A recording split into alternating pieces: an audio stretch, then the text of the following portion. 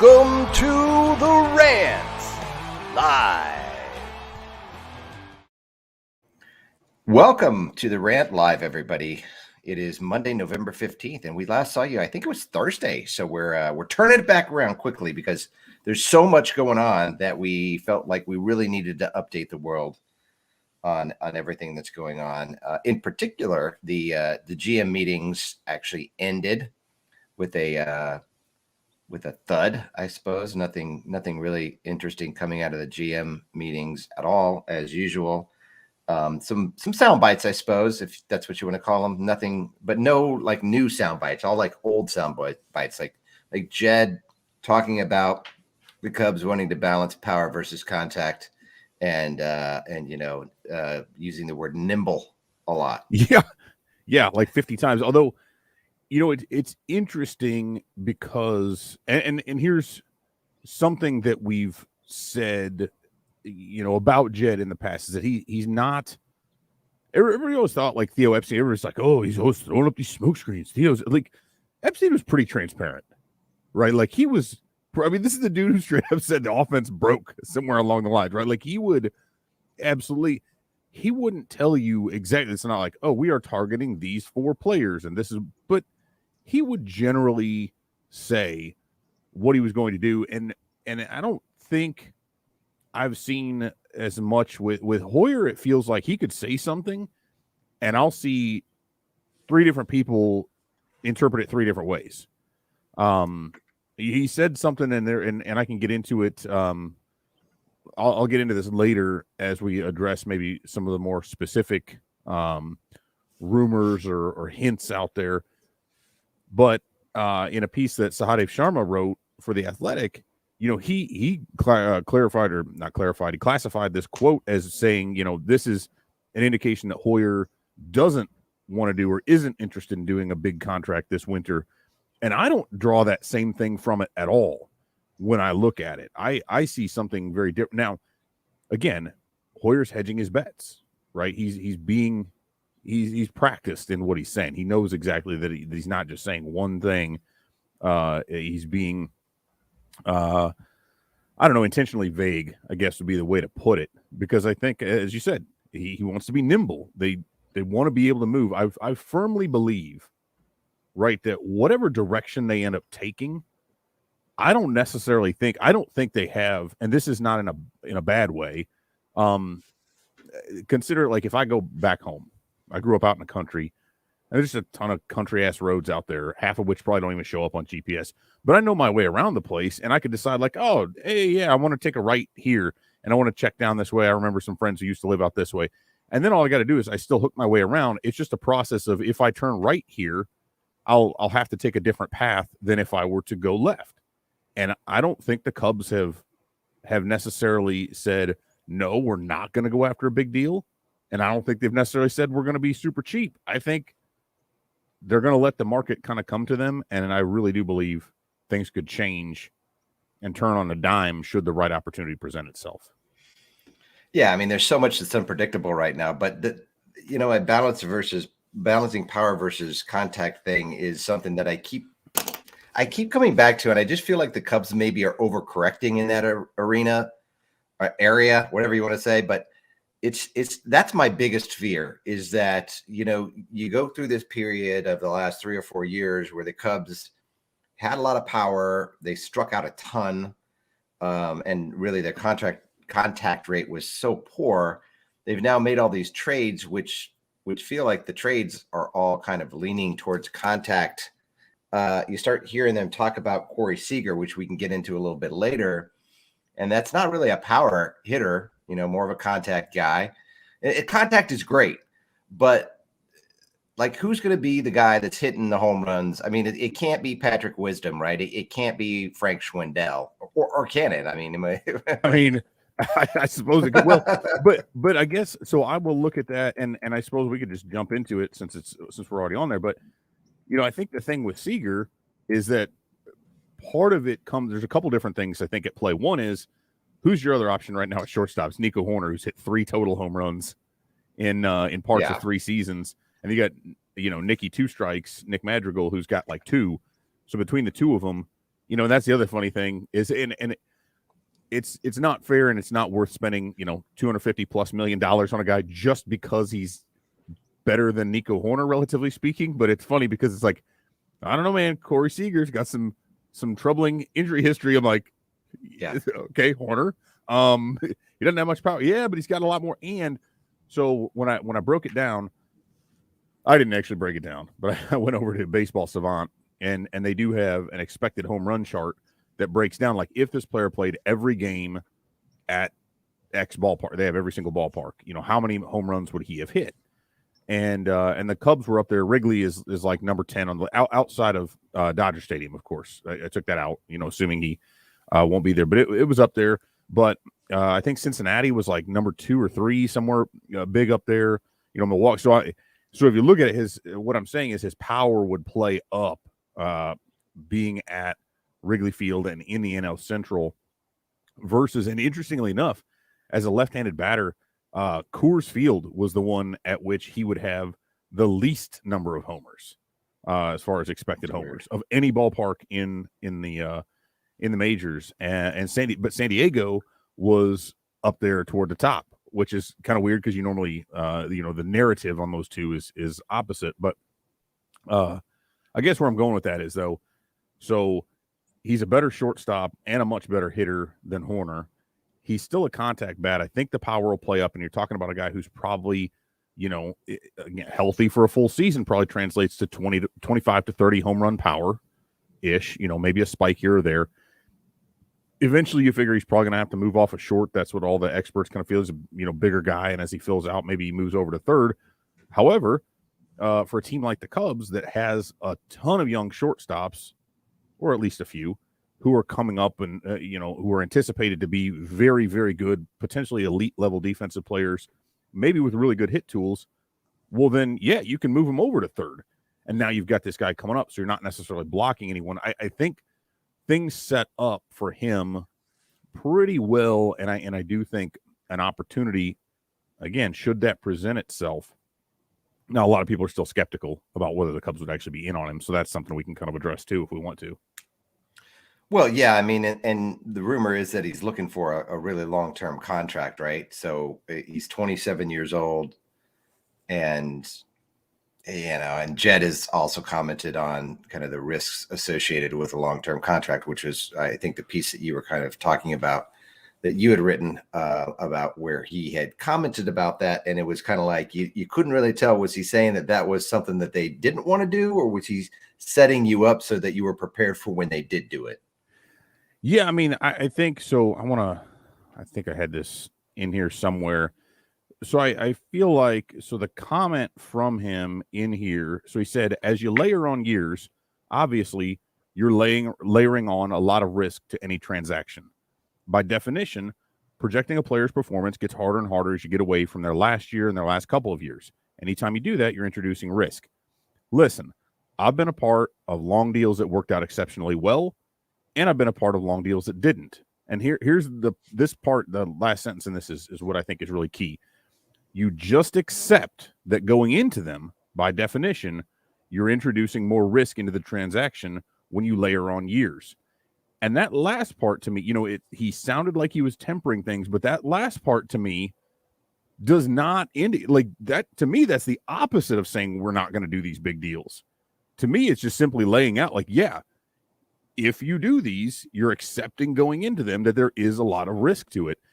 And that, I just feel like that's just a statement of fact more than anything else. And the idea is less that they don't want to do a big deal, but more that if they do one, they're trying to find the player out there who most mitigates that risk and fits with what they have. And to me, there's any number of different risks, but Seager does seem like a really good fit because he is, as you mentioned, the contact. He's got probably the best hit tool, maybe of anybody on the market, definitely of the shortstops that are out there.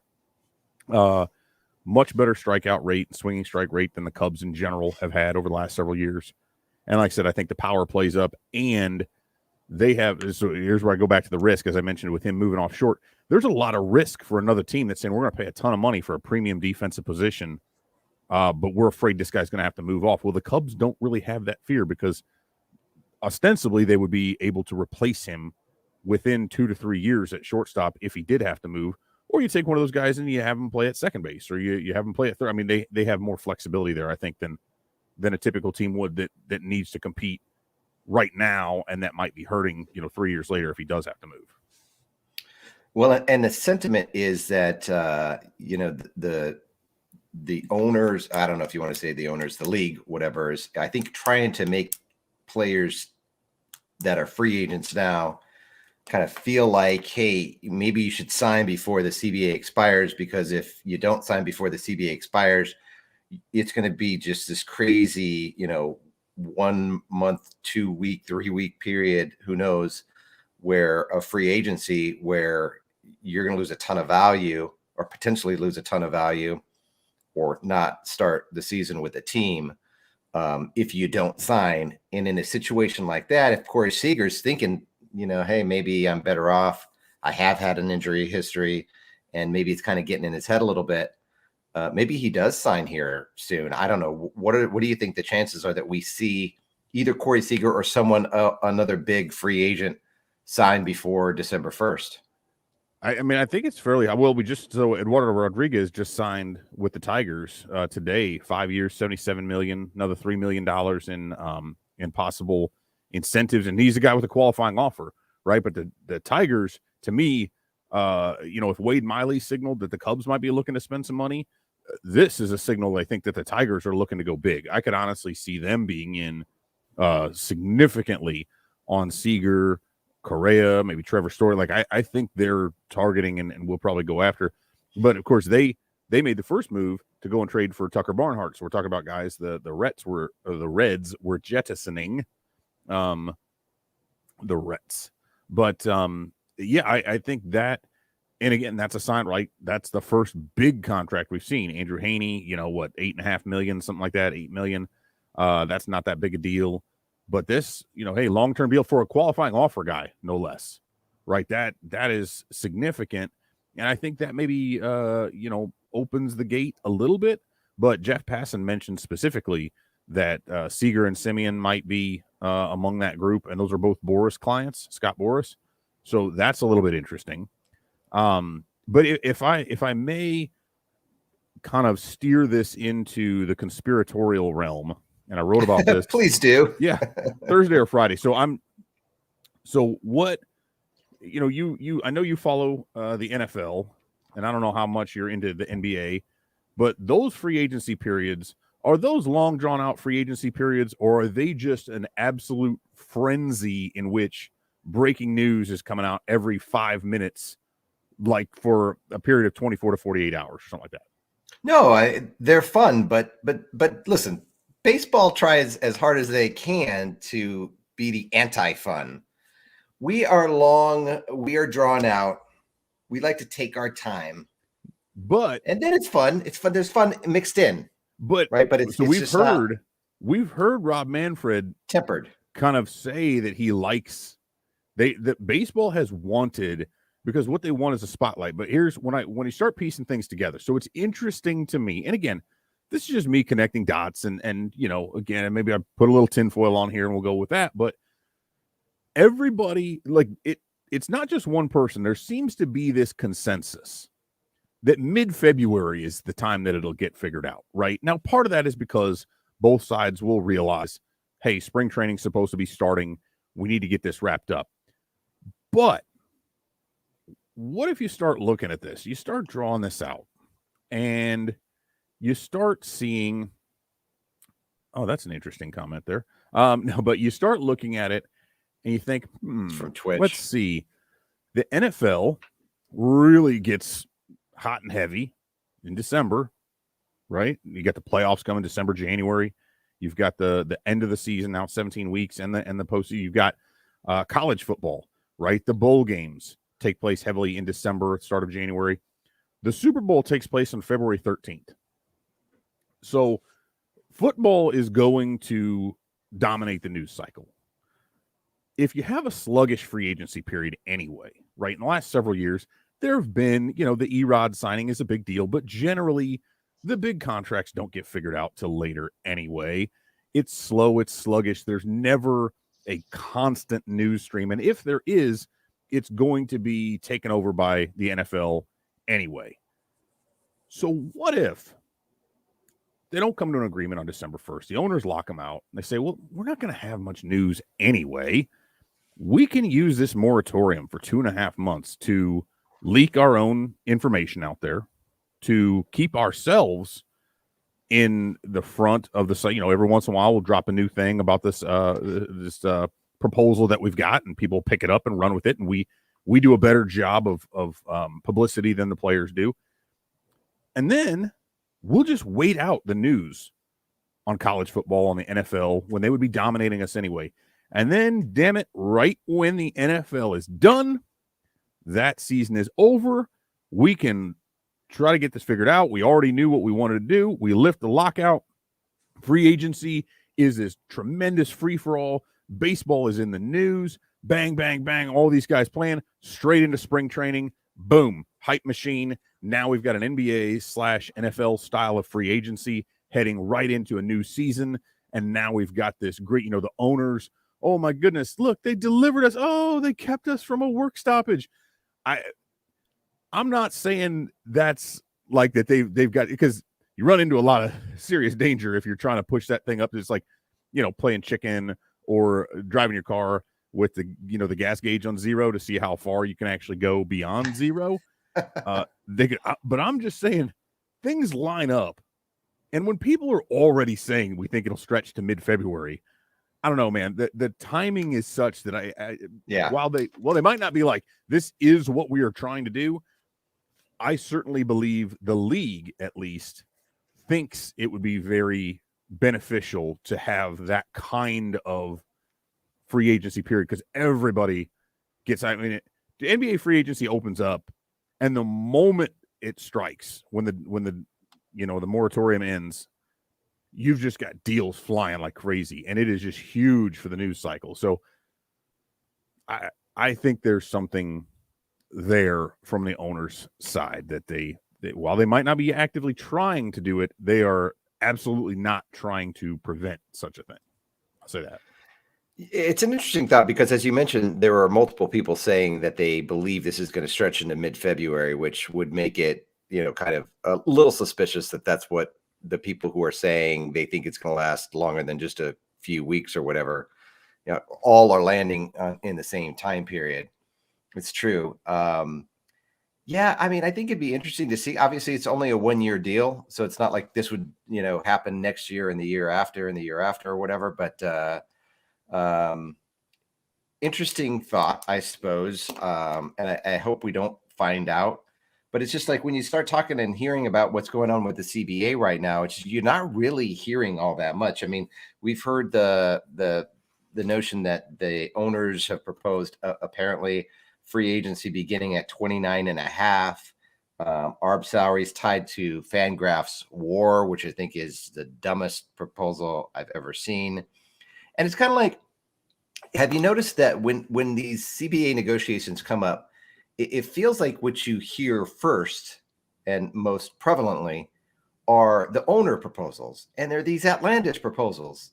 And it's like, they're good at doing this. They always do this. They always get these things out there, and people start talking about them as if they're reality. They may not even be reality, but people are talking about them. Why don't the players do that same thing? Why don't they make these crazy asks and get it out in the news and make it sound like it's super reasonable and all this stuff?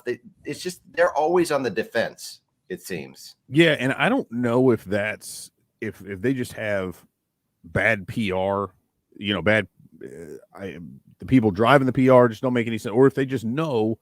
I think part of it is the mentality of the people who are going to be swayed, by the owner's side of things, let's say, typically don't have a great deal of understanding about exactly what's going on with this, because the owners do a very good job of presenting their stuff in a way, they'll say, well, hey, let's eliminate arbitration. Let's just look at it on value. Then, you don't have to get your feelings hurt by this. We'll just have a set schedule. But it's like, at the same time, But so then people look at that, I guess, from the outside, and they'll be like, oh, well, that's very fair. Oh, and look, $580,000 times whatever, in this calculation. Well, yeah, that's awesome. Of course, I would play baseball for half of, you know what I mean? And so the fans are so easily swayed by that when they don't look at the idea that, yes, but that takes all control away from the players, right? The players have no bargaining power at that point. But outside of the of what the proposals actually are, it's just the owners control the dialogue. Yeah. The players regardless of what the content is, they're always in control of the dialogue, and they do this every single time. It's just like, why can't the players union get out in front of this? Why can't they try to control the dialogue? I assume that so much of it, right? Because where does this information come? You would think that agents would be pushing that stuff a little bit more.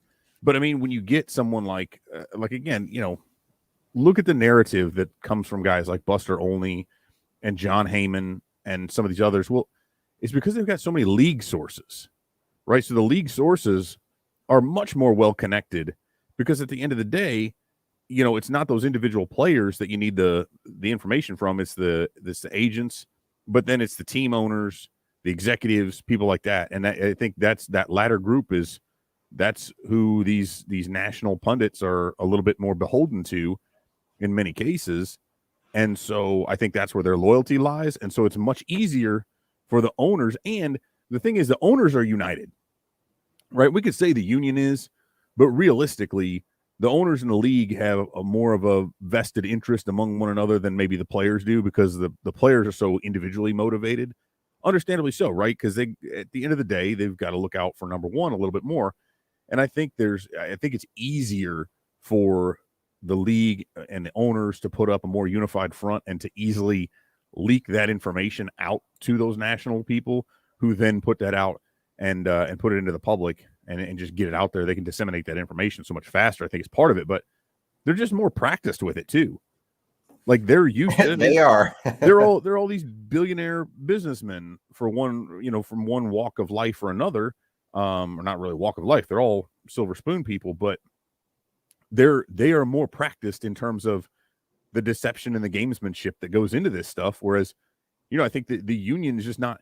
I don't think they see as much value in it, which is silly because they should. Because public opinion weighs pretty heavily on this stuff, and they need to be smarter with it, I think. But. Well, and you mentioned the agents. I think that's where the real shortfall comes in here, is these agents have got to get together and they've got to be more coordinated. They've got to be more organized on how they handle these types of situations like the CBA negotiation. It's just like, it seems like it's every man for themselves. And the players have a very short-term view and the owners have this long-term view. And that's why the owners win the negotiations all the time, because Scott Boras wants to help anybody else who's not Scott Boras or who is not who does not employ Scott Boras. Hell no, he doesn't give a shit about those other people. Like and other players.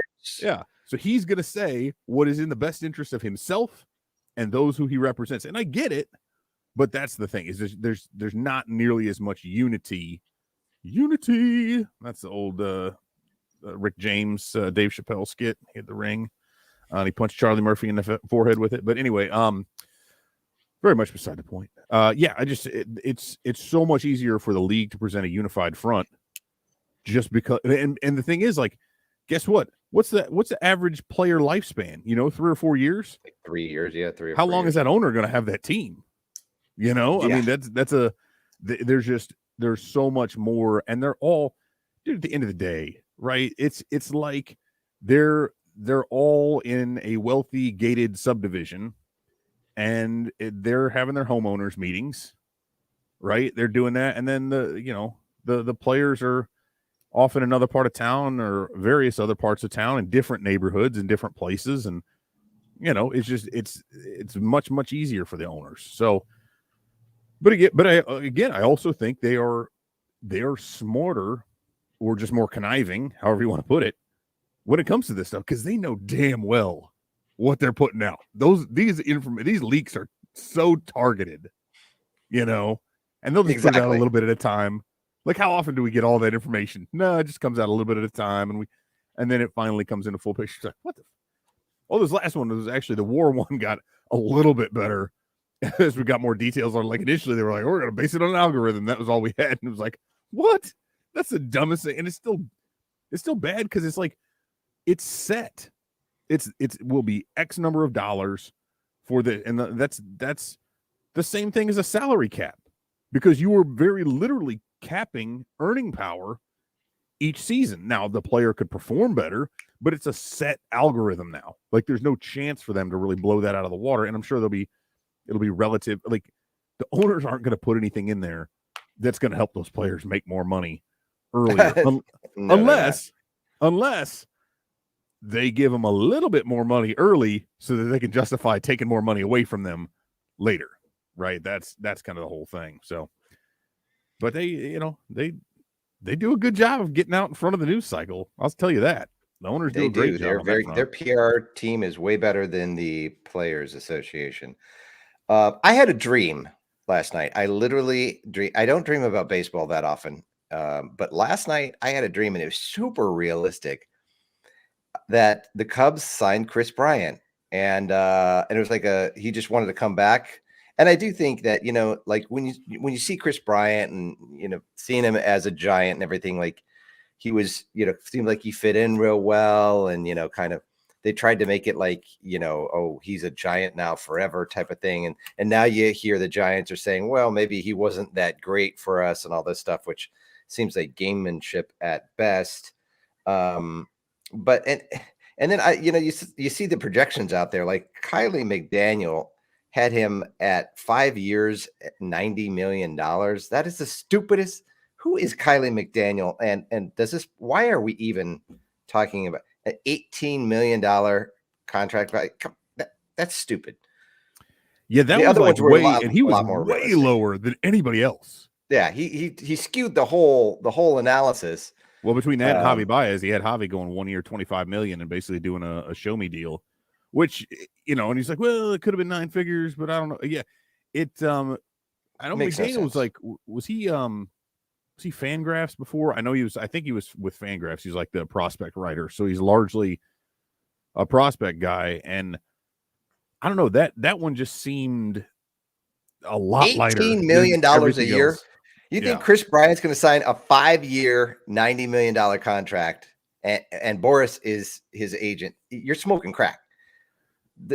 There's no way on earth he's signing that, not even with the Cubs. But that would be the only team that I think could have a chance of pulling anything close to that off. But I don't even think that's possible. Yeah, no, I don't think so. And he was generally lower than, of course, then you got like Jim Bowden on the other side, who was like kind of going hog wild on some stuff. And again, I included him. It's just funny because like that's the only way I can see his stuff if I log into The Athletic, because he's blocked me on Twitter, mostly because I called him out because he got, he's no longer a GM in baseball because he was skimming international pool money from international free agent prospects. But anyway, and he's just, it's not good. But I do think it's important to draw from it. I had like 4 different prediction sources that I went with, and that was one of them because it was easily accessible. But yeah, I mean, I think Brian will get more, although, at the same time, I think he's a guy who, and it's still so funny because he's going to go where the money is.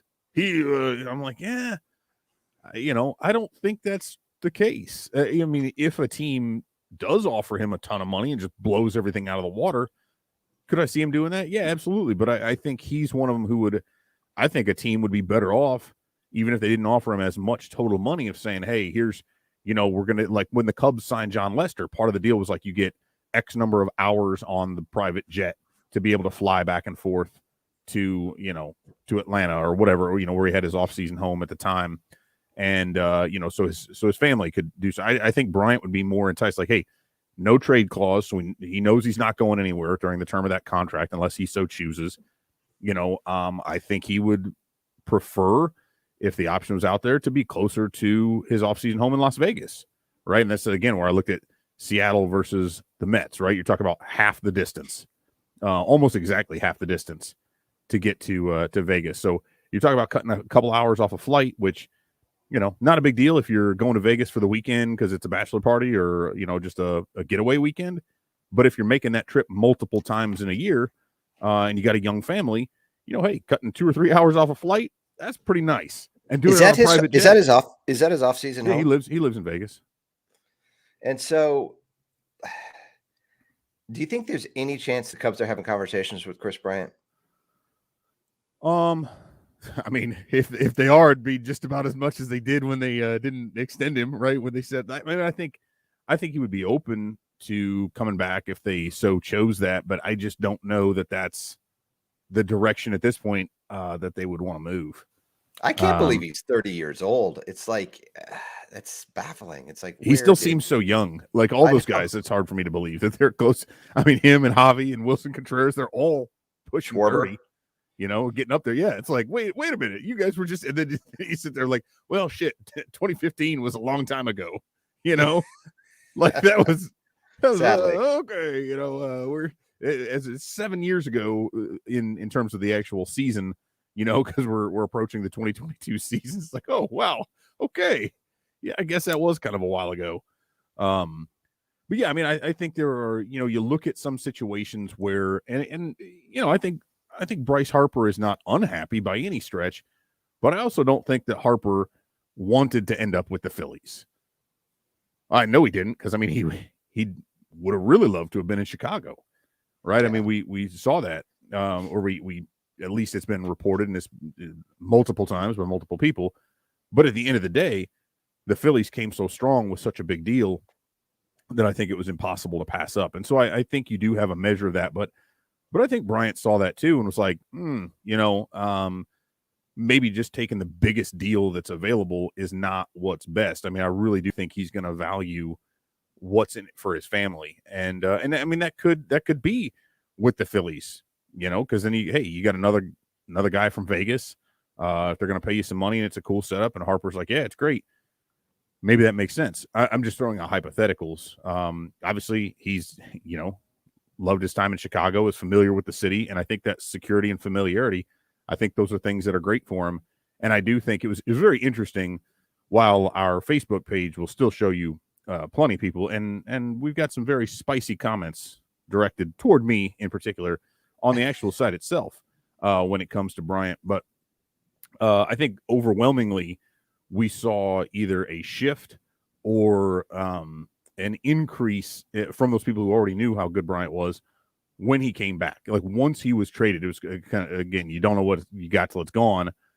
And they saw all this stuff. And then I think the tide turned a little bit. So I do think there's something about that. And honestly, I think a lot of it, I know a lot of it, whether people actually understand it themselves or not, they look at it and say, I love this baseball team. Why does this player not want to spend the rest of his career playing for this baseball team that I love? He should love them just the same. He should want to take a discount to play here because the Cubs are awesome, because they're my favorite team.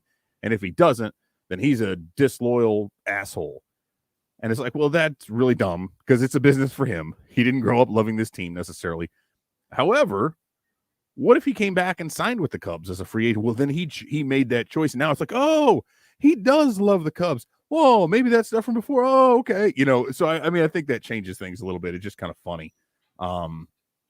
If it were to come around, I do think that would change the narrative from some of those folks. But at the same time, I just don't know. If I'm him, man, that'd be tough. Just because I don't think, I don't know that he can truly live up to still what people would want to see from him. And I wonder if it's just better to kind of start fresh somewhere and to be able to kind of establish a new legacy now that this one's already been kind of tainted. But at the same time, I think he'd listen. Yeah, it also depends if he wants to win a World Series or not, right? Because I mean, he's going to want a long-term deal. He's just now a free agent at 30, which is just mind-boggling to think. You've got a guy who was a Rookie of the Year, MVP, won a World Series, and is several years later in his age 30 season just becoming a free agent after he's had to deal with some tough seasons, after he's had some injuries, after he's been traded. And now you see the Giants or sources from the Giants saying that, yeah, he was good. He's all right. He's all right. We didn't really like his defense. We started him in center field. I know. The deciding game of the NLCS. And that's the thing But, that I think is, if anything is hurting Kris Bryant's value, which shouldn't, is the fact that he's moved all around. And the thing is it, to me, and I think to you, it shows his versatility to be able to play all these different positions. But the problem is that he doesn't play any one of the positions spectacularly well. He's a third baseman, and he just hasn't played third base really at all. I mean, he played it with he played it with the Giants, right? A little bit more than he did with the Cubs. But they moved him all around. And the thing is that there's value in that. But what people are using right now is they're saying, oh no, well, because he played these positions, his defense is bad because he's not a top 10 defender in the outfield. And so he's a bad defender. Yeah. I mean, I think that's kind of the issue. It's good, bad, right? It can go both ways. On one, like you mentioned, one side you could look at it and say, well, he's very versatile. So if we have an injury or if there's some other issue, we don't fill this spot somehow in free agency, well, we know he can play over there. Or if we've got a young guy coming up who needs a little bit more time here, we have this, we've got a left-handed hitting third baseman, and on some of those games when we're facing a righty, we can have that guy play in there, which would be more of the games. But if we're trying to bring him along, and we can move Kris out to literally any outfield spot, and then first and third, he could play all over the place. And I think I think where we get in trouble is if we look at that and say his value personally because of his defense is not as good. Well, okay, but what if it's a defensive replacement that you've got here? You've got a left fielder who's maybe it's Nick Castellanos level, right? Well, Bryant's a much better defender than him. So then in late games, if that went there and Castellanos moves to DH or whatever, and then you get a third baseman who's just, Nolan Arenado level glove. I'm just kind of throwing this out there. What people make the mistake of is looking at a player and just looking straight up at his value as an individual, when it's not fair to do that in a team setting, because a lot of the value has to do with how that enables the team to then set up not only the lineup itself, but the defensive positioning and alignment and everything else. And how can you move those other guys around? So Bryant's value is greater than just what he personally brings to the table as both a hitter and a defensive player. So I think that's what's important, is you can look at that then, and to a team that is looking to bring him in, depending on what their needs are, he's going to present a much greater value because of that versatility. I mean, similar to what a Chris Taylor brings. He can play all over the field.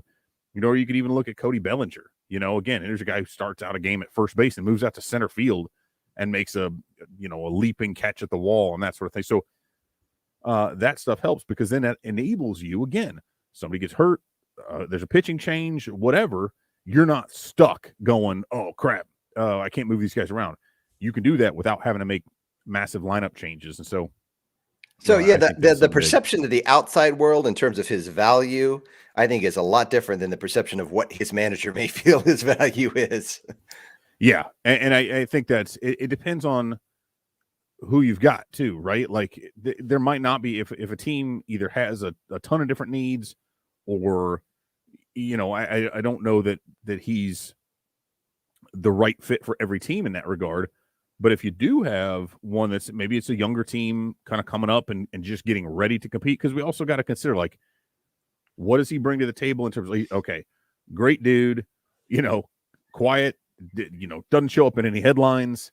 He's not flashy in any way, which is either good or bad. Some teams want that. That's part of the reason I don't know that he'd fit really well in New York. But I mean, he's just a good dude to have around. He's won a World Series. He's won all these other things, quiet family man who just wants to get done with and go play board games or whatever when the game is over. So, that's kind of something that you can add in there as well. And when they talk about risk, and McDaniel wrote about this, I think, was it McDaniel? That was, or maybe it was somebody else, that they were worried that the swing wouldn't age well, that all this other stuff. I think it's fine. I mean, he had a couple of injuries in there, but I think that plays fine. He actually hit really well against high velocity this last season. And he'll be able to make some adjustments. I think a lot of it was psychological. And I mean, I could point out a couple other players who are in that same realm. Like, when you don't know what's going to happen, and especially if you're waiting on something bad to happen, i.e., a trade or whatever, then that's very difficult for some of those guys to go through. And a lot of people, he's mentally weak. Like, I mean, I don't know, man. You just what if your wife calls and she's like, I got some really bad news, but I can't talk right now. I'll tell you when I get home. Oh, but I got a meeting afterwards, so I won't be home till 7. And now you're sitting there the rest of the day. That's just one day. And now you're sitting there like, oh God, what's going to happen here? Now take that over 3 years, because every winter and every spring is all this stuff about how he's going to get traded, how they got to move on from him, how he turned down this offer, all this stuff, all this negative publicity, and all these waiting for the other shoe to drop. And then you start seeing these guys get traded. So, I mean, you remove all that and give a guy a no trade clause and give him a place where he's wanted. I just think that'll help him tremendously, just for what it removes from an anxiety perspective. So it'll be interesting to see it play out. That's for sure. Meanwhile, you got Carter Hawkins like a kid in a candy shop. Some of his comments from the GM meetings. He said, "I've realized very quickly the depth of resources this organization has, the depth of tools, and now we just need to deploy these tools." And it's kind of like, when he says that, do you think he's really like blown away by the depth of tools and resources the organization has? Is he just paying kind of lip service to Ricketts? Is it a comparison of the Cubs and where did he come from? The Indians, the Guardians, now. How much of that is fact and how much of that is just him kind of posturing?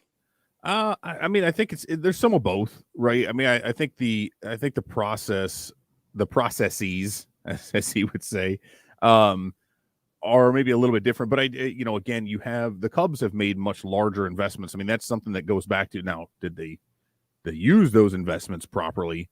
But they've made a lot of investments on the technology side, on the data and analytics side, and I think to a greater degree than what other teams have. So I mean, I'm trying to think of how to put it, but it's really like, if I might have my computer with 2 monitors set up, and I think that's pretty cool, and then I go over and check out somebody else's home office and they've got 4 monitors and they're all bigger and they've got 2 different VR computers plugged into them. Yeah, they're doing and stuff they better speakers and a whole system. So it's like, it's the same stuff at its core, right? They can't find any new websites that are inaccessible to me, but they can just pull up more information at once, and I think have a larger infrastructure. I think, to where it's probably, and again, it's probably like one of those situations where, are you doing your own work on all this research stuff, or do you have a personal assistant who's helping you out with more stuff? So I think the team of people to which Hawkins has access now is probably greater than what he experienced before. So I think it's more a lot of that stuff, that he'll, and I mean, he got to, whether it's the offices, because those are brand new, right? The facilities look great. What he and Hoyer were out in Mesa. So as you're very familiar, the facilities there at Sloan Park are second to none, especially relative to some of the other ones that are out there that have maybe, whether Hohokam or some of the other, and I know it's been updated, but Sloan is significantly better than what a lot of other places have access to. So I think it's a lot of those things. Yeah, it'll just be interesting to see if you can actually deploy this stuff and actually, I mean, where you've got organizations, you've got 30 baseball teams, and you've got some like the Cubs, for example, who have gone out and just basically just made everything really, really great, really nice. The problem is they forgot about the team along the way. Maybe they didn't forget about the team, but something broke along the way. And we can blame a whole bunch of different people, whether we want to say it's Theo's fault or Tom Ricketts' fault, but there is one person that's been there the entire time, and that's Tom Ricketts. So you have to point to Tom Ricketts. And I guess it's hard to do that, though, when you look at the facilities that he's built and everything else. It's like, all right, you built these facilities, but then like you do realize you have to get players to good players to play in order to like really. So it's like, it's hard to blame Ricketts, because you see he's built kind of this thing but in the same sense, it's easy to blame him because where are the player signings and why didn't they happen? I guess we'll really find out over the next 2 to 3 years, depending on what happens with Jed Hoyer, Carter Hawkins, and team. But I think it's just interesting to think that, Carter's, it's new. It's a shiny new toy for him. And I'm interested to see what they do in the offseason. I just wish that, it's kind of crazy with all this uncertainty that's happening because of the CBA. You've got this new executive team in place. It sure would have been nice if that this would be happening in a time that the CBA wasn't expiring, so we could actually get a real view of what these guys are going to do versus them having to not only navigate free agency and try to, sign guys and develop guys and then deal with the CBA too. It's just, you'll never really know what that looks like. I mean, I guess, we'll go through whatever happens this year and then maybe next year you get a good sense of it. But I don't think this offseason is necessarily going to be a true reflection of what these guys can do together, but maybe it will be. I mean, maybe they come together and they do things that, just you never would have thought could have been done in the environment. Yeah. I mean, I still look at it and think, either way, while it would give us some clues, Hoyer said kind of in an initial press conference when Hawkins kind of made his first appearance in front of the Chicago media, Hoyer had mentioned that they're looking at something that's like a 3 to 5 year window, right? Which does not necessarily mean, hey, it's going to take up to 5 years for them to be competitive again. But I think in terms of what he's talking about is because they've revamped, and this is they got Essen Bakari in there as well, and some other folks in the front office. Jason McLeod's gone. Randy Bush is in an advisory role versus being the AGM. They've really had some difficulty because you had a lost minor league season entirely in 2020. So then you've got guys like Craig Breslow, he's an AGM now as well. Dan Kantrovitz, his first year in, they only had a 5-round draft, right? So I think a lot of this has to do with how do they reset things. And when you talk about kind of a ground up philosophical shift in a lot of different ways, which had already begun a few years ago, but now you're talking about kind of implementing some of that with entirely different fresh perspectives, right? That it takes a while for that stuff to really filter all the way through the entire level of the system. But no, I am interested to see again how that plays out as well. And like you said, it could be one of these deals where we see a couple more splashes before December 1st, and then we go into a period of moratorium for a while, and after which then it'll be really, really splashy all over again, and it's just a matter of scrambling. And what I almost wonder, does that play more in the Cubs' favor? Because now you're saying, gosh, some of these guys are going to be really itching to get with a team, and they're not doing as much research. They're maybe willing to take a little bit less money. And if they, not that should be a thing for the Cubs, but if they have that kind of cachet and they can sort of, talk to people about being part of this next big core, and that, that's exciting to a lot of guys. Obviously, a lot of people want to win immediately. Whether you talk about Max Scherzer, Clayton Kershaw, Justin Verlander, guys like that who have a very finite window left. But as for some of these younger players, who are looking for a home for the next 5 to 10 years, it could be really exciting to be able to play. I mean, come on, man, you get to spend every summer in Chicago for the next however many years of your career and get paid pretty well to do it. Like that's a pretty cool deal. So they could sell that a little bit more easily. But I'm more interested. I am so far, though, I'm disappointed in what we're seeing. I mean, the Wade Miley thing is cool, but the dude still only throws like 89, 90. And we've heard, Hoyer's been talking power arms. I've been harping on this because clearly the rotation just flat out sucked. There's no nice way to say it. Last year they were awful. And I haven't seen them, if that's what they're saying they need to do, and they brought in all these guys who are more pitching experts, and we know they've got some arms coming up, but they still haven't really developed those, to an extent that it's really been impactful. And when you go out and say, we need power arms, all right, we're going to get a guy who actually throws slower than everyone else other than Kyle Hendricks. I mean, do you think they're relying on like Braylon Marquez coming up next year and actually playing in the majors? I don't know that they're relying on it, although, I think that could be helpful. I mean, Caleb Killian's another. I mean, that dude's throwing 97, 98. I mean, he's sitting 95, 96, and he's touching higher, and he's got really good control, which, I think that's another thing that they've missed. They walk too many guys, or at least it feels relative to what they've got otherwise. And when you have a bunch of dudes who don't miss bats, the last thing you can do is walk people. And so I'm interested to see how that plays out. And I, I think I don't remember if this is in a tweet or if I put this in a post, but if he is able to develop, and I mean, he started the Fall Stars game. He didn't look great, but he was solid, and he actually was like one bad call away from having a much better outing.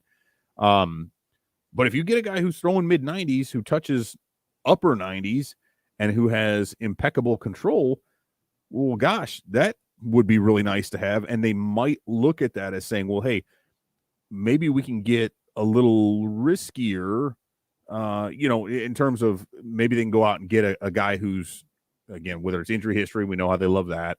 But they might not need that pitcher they go out and sign to have that impact. And if something happens with him, okay, it's not as big a deal because we've got Killian here. We think we've got Marquez coming up. And then now you're talking power arms, right? Without having to really spend much. Yeah. And so, I don't know how much anybody should really be worried about next year. I mean, we all want the Cubs to be competitive next year. It seems like it's a really steep way to go to be able to even get to competitiveness, especially in the, there's not a lot of competition going on in their division, but, so maybe there's an opening there. Who knows what happens with the Brewers? Reds are getting a lot worse, and the Pirates are still going to suck. So that's going to be helpful. So hopefully they'll at least be able to finish third, something like that. But anyways, okay. So the next big date we've got coming up really is this Friday. It's the last kind of big date, I suppose, which is when teams have to lock in the 40-man rosters by, and that's kind of setting up for the Rule 5 draft, which is not going to happen. You heard it here first. The Rule 5 draft is not. At least it's not going to happen. So again, there's another one. What do they cram that in there with free agency? You know what I mean? Like Rule 5 draft taking place on February 17th, right? Yeah. Like right before camp. Like, good luck, minor league dudes who are. And although if they push back the report dates for minor league spring training, it's a little bit different. But most of those guys who would be selected are probably getting invites to major league camp. So. I'm sorry. Continue. I stepped on that one. It might actually work out. My kid's team, his baseball team, gets coached by a bunch of minor leaguers, so it might work out for my son's baseball team. So if you care about 8, 9, 10-year-olds, maybe it's better for them because the minor leaguers don't have to report. But in any case, we'll be circling back around. I'm going to be traveling, but might be able to do another show in a week. So. You guys will have to go a whole week without us. Maybe, but here's and you should, you really need to be lit. So I do want to share something before we go, because generally, and I do try to avoid, every once in a while, I might have a couple drinks, go into Facebook and look at the comments. I might even respond every once in a while to get a little saucy. But it was funny because you see a little preview, like when you look at the comment, generally what I'll go in there and hit the little button, just like mark all as red. So I don't have the little red, the little blurb that pops up. But we actually got a really good one the other day. And it was funny because I saw it. I was like, oh crap, somebody's going to try to call me out here, but I want to bring this up. And I'm going to put this, look at that big, by the way, this is a comment. I forget what it was else on, and he didn't name you. So I apologize for that, but I'm just kind of a, But we got all caps. The podcast, The Rant, is superb. All caps, wow. 2 exclamation points. One of the best Cubs baseball podcasts available. I don't always agree with Evan. Boom. But you'll walk away a smarter fan after listening to his podcast. That, I mean, and I'm not even blowing smoke. That's probably the nicest thing anybody could say. Like, honestly, has said. Actually. Yeah, well, yeah. And how long have you been doing this for? Like 8 years? But I mean, I think to say you're going to walk away from this a smarter baseball fan, I think is like the highest level of compliment we could possibly ever even achieve. It's not like, oh, it'd be cool to, it's funny or it's entertaining or, I like how they go off and yell about shit sometimes. But no, I saw that. I was like, oh shit, okay. That was pretty nice. Which is that's not always the case when I talk about the because I've been called an idiot far too many times to count. And so so it was nice. I was like, well, yeah, much more. Yeah. So this is cool. Yeah, and other things. You can go see the comments lately for this dude named Babalu who's been banned 55 times or so. He doesn't like me very much. So it's good times. But I thought that was cool. I wanted to share that. So if you feel, we throw this out there every once in a while, if you feel like this made you a smarter fan, or maybe at least just didn't make you dumber, maybe go out and give us a 5-star rating on iTunes. Maybe you don't even pull it from iTunes. So how about you go over there anyway? And boy, it sure would be nice for you to give us a nice little review there. Rate it, subscribe. If you're watching on YouTube, make sure you subscribe. Subscribe on Apple, on iTunes or whatever platform you get these from. Because at the end of the day, that stuff actually, we do this right now as a hobby, but it's still nice to be, I don't want to say recognized for it. I don't think we do this for recognition, but to feel like somebody benefits from it. Yeah. It's like helpful anybody to have that. Yeah. And if we want to grow this thing, and enrich the lives of other Cubs fans and baseball fans, then that is a good way for us to be able to do that and to reach more people, because then, we get ranked a little higher and that sort of thing. Maybe people will actually find us outside of, the 5 or 6 that normally watch. So that would be nice. Anyway. So hopefully we enriched your lives today. And if we didn't, then join us on Monday, next Monday. Didn't, screw you. Yeah. Find another podcast. See, that's what gets you in trouble, Evan.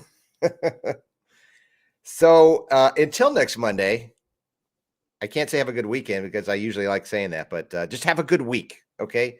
Make it real. Be nice to each other. Leave nice comments. That should be your goal for the week. Go to Facebook and leave only nice comments. No mean comments. That's helpful. That's it. Yeah, that's all I got. Okay. All right. See ya. Bye.